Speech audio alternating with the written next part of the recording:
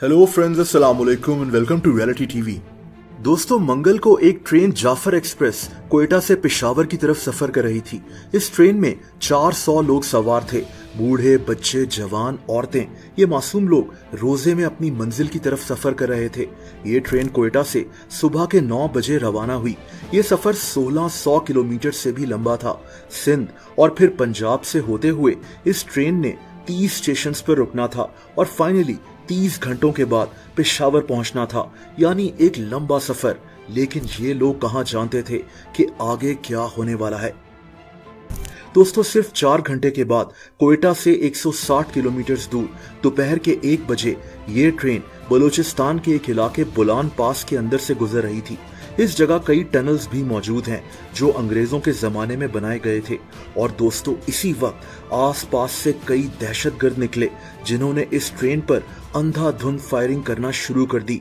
इन दहशतगर्दों ने railway track को भी धमाके से उड़ा दिया था ताकि ये ट्रेन आगे ना बढ़ सके। जाफर एक्सप्रेस रुक गई और इन लोगों ने मुसाफिरों को यरगमाल बनाना शुरू कर दिया। ये 33 लोग थे जिन्होंने निहत्थे और मासूम लोगों पर अटैक किया था। लेकिन इनके अलावा भी कई लोग पहाड़ों पर छुपे हुए होंगे जो आसपास नजर रख रहे होंगे। इन सारे दहशतगर्दों को आखिर में मार दिया गया था। लेकिन इस अफसोसनाक वाकये में ट्रेन में बैठे 21 सिविलियंस और 4 फौजी शहीद हो गए। दोस्तों, ये था ये सारा अफसोसनाक वाकया। लेकिन ये दहशतगर्द कौन थे, BLA क्या है और ये क्या चाहते हैं, ये सब हम इस वीडियो में जानेंगे। और हमारी बस ट्रेन जो है रेल हो गई है, हमने इमरजेंसी लगाई है, गाड़ी खड़ी की। उसके बाद जो है लावावर जो आ गए फायरिंग शुरू कर दी है इंजन पे।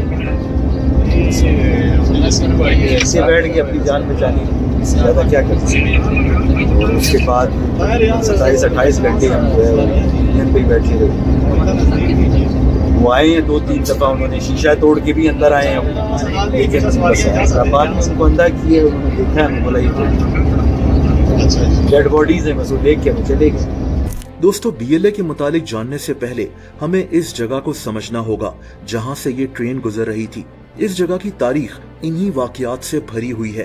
अंग्रेजों के जमाने में भी अंग्रेजों के काफिलों पर इस जगह अटैक किया जाता था। इसकी वजह इस जगह के दुश्वार रास्ते हैं। इन खुश्क पहाड़ों में ऐसी कई जगहें हैं जहां छुपना आसान है और तभी यहां से आसानी से गुजरने वाले काफिलों पर अटैक किया जा सकता है। यहाँ कई दफा ट्रेन पर हमले हो चुके हैं। रेलवे ट्रैक्स को धमाकों से उड़ाया जा चुका है। BLA नाम का ये ग्रुप पहले भी ऐसे कई हमले कर चुका है। नवंबर में क्वेटा रेलवे स्टेशन में भी जाफर एक्सप्रेस ट्रेन पर हमला किया गया था जिसमें 30 लोग शहीद हो गए थे। क्वेटा रेलवे स्टेशन पर खुदकुश हमला, 27 अफराद शहीद, 40 जख्मी। प्लेटफार्म पर जाफर एक्सप्रेस के मुसाफिरों का रश था। उससे पहले पिछले अगस्त में BLA ने बलूचिस्तान में इस रेलवे ट्रैक का एक हिस्सा धमाके से उड़ा दिया था, जिसकी वजह से जाफर एक्सप्रेस ट्रेन 2 महीनों के लिए बंद हो गई थी। पिछले साल जनवरी में इसी ट्रेन के रास्ते में एक धमाका हुआ था जिसमें 13 लोग जख्मी हो गए थे। लेकिन ये पहली दफा है कि BLA के लोगों ने इस ट्रेन को हाईजैक कर लिया। इनकी डिमांड्स थी कि इनके कैदियों को जेल से छोड़ा जाए और इनके मिसिंग पर्सन्स को सामने लाया जाए, और तभी इन्होंने ट्रेन के कई लोगों को यरगमाल बना लिया था। दोस्तों, अब सवाल ये है कि BLA है क्या। देखिए, हमारे मुल्क का एरिया के लिहाज से सबसे बड़ा सूबा बलूचिस्तान है। यहाँ तकरीबन 1.5 करोड़ लोग रहते हैं। मिनरल्स, नेचुरल रिसोर्सेज जैसा कि गैस, कॉपर वगैरह से बलूचिस्तान माला माल है। लेकिन हमारा ये सूबा हमेशा गुर्बत और कॉन्फ्लिक्ट्स का शिकार रहा है। ये जो BLA है यानी बलूचिस्तान लिबरेशन आर्मी, ये ग्रुप बलूचिस्तान को पाकिस्तान से अलहदा करना चाहता है। अफगानिस्तान में एक रीजन है जिसका नाम बलूचिस्तान है। हमारे बलूचिस्तान के बिल्कुल साथ ये ग्रुप यहीं से ऑपरेट करता है। ये ग्रुप आहिस्ता आहिस्ता बहुत ताकतवर होता गया। जदीद हथियार, गोरिल्ला फाइटर्स इनके पास सब मौजूद है और तभी ये मुसलसल दहशतगर्दी के वाकयात करते रहते हैं जिनमें सिविलियंस और आर्म फोर्सेस के लोग शहीद होते रहते हैं। अब यहाँ हमारे इंटीरियर मिनिस्टर का भी एक बयान वायरल हो रहा है जब इन्होंने कहा कि बलूचिस्तान के हालात काबू करना एक SHO की मार है। मैं आपको ये भी बता दूं, अभी हम ये बात कर रहे थे ऑपरेशन की, किसी ऑपरेशन की कोई जरूरत नहीं है। ये एक SHO की मार है और आप देखेंगे ये एक SHO की मार रहेंगे इंशाल्लाह ताला। हैरत यह है कि इंटीरियर मिनिस्टर को खुद भी इस चीज का अंदाजा नहीं है कि बलूचिस्तान के हालात कितने पेचीदा हैं। दोस्तों, बीएलए 20 से 25 साल पहले एक्टिव हुआ था और छोटे छोटे अटैक्स करते करते आज ये इतना ताकतवर हो गया है कि आज इस ग्रुप ने पूरी ट्रेन को ही हाईजैक कर लिया है। सिर्फ पिछले साल इन्होंने 150 अटैक्स किए थे। बीएलए को शुरू किसने किया था ये कोई ठीक से नहीं जानता, लेकिन कहते हैं कि इसको रशियन इंटेलिजेंस एजेंसी के 2 लोग जिनके कोड नेम्स मिशा और साशा थे, इन दोनों ने शुरू किया था। ये 1970s की बात है, लेकिन जब अफगानिस्तान से सोवियत यूनियन यानी रशियंस चले गए तो ये ग्रुप भी खत्म हो गया। लेकिन फिर 2004 से बीएलए फिर से एक्टिव होना शुरू हो गई और ये ग्रुप वायलेंट होता गया।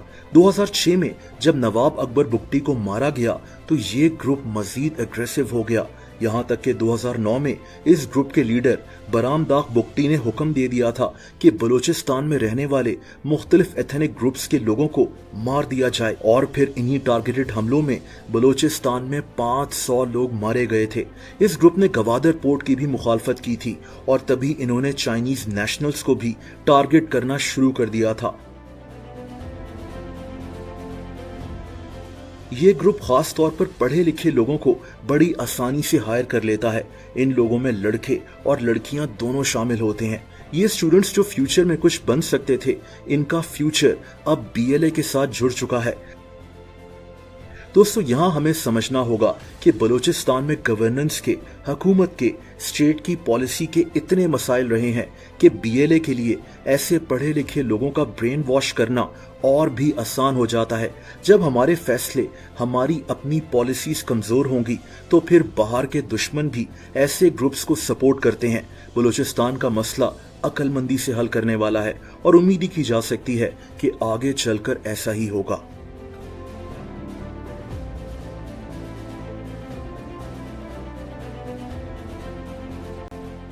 आ गए, फायरिंग शुरू कर दी एक दिन पे, ऐसे बैठ गए अपनी जान बचानी, ज़्यादा क्या कर सकते। और उसके बाद 27-28 घंटे हम जो है यूनियन पे ही बैठे रहे। वो आए हैं 2-3 दफ़ा, उन्होंने शीशा तोड़ के भी अंदर आए हैं, लेकिन बाद में उनको अंदर किए, उन्होंने देखा, हमें बोला ये डेड बॉडीज हैं, बस वो देख के हमें चले गए। दोस्तों, अगर आप मुझे इंस्टाग्राम पर फॉलो करना चाहें तो उसका लिंक नीचे डिस्क्रिप्शन में मौजूद है।